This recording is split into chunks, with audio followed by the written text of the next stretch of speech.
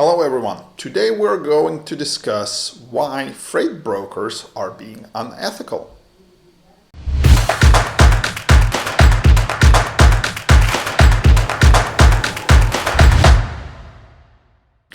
First of all, let me say that I don't think that all freight brokers are unethical. I think that there is probably a small percentage of people that are unethical, just like there is probably a small percentage of unethical truck dispatchers, unethical truck drivers, shippers, receivers, or people in any other industry.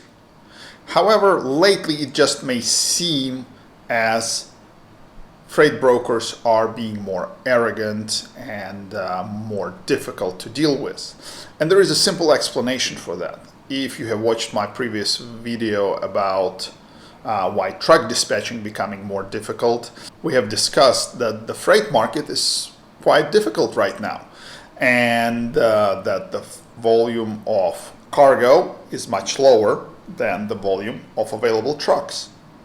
Now, who is mostly posting the loads on the load boards? Freight brokers. So they know that they have something that everyone wants. So they have the upper hand.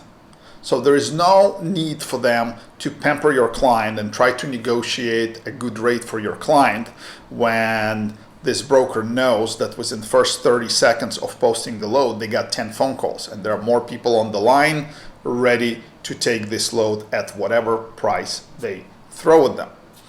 So when you as a truck dispatcher call them and try to negotiate and try to explain to them that your client is not able to run at such a low rate and you need a little bit more money and they don't want to talk to you, it is not necessarily that they're arrogant, it's just that they're doing what's best for their business and they have a lot of different options. They don't need your client's truck because there are other trucks available that will gladly accept whatever rate this freight broker is willing to pay.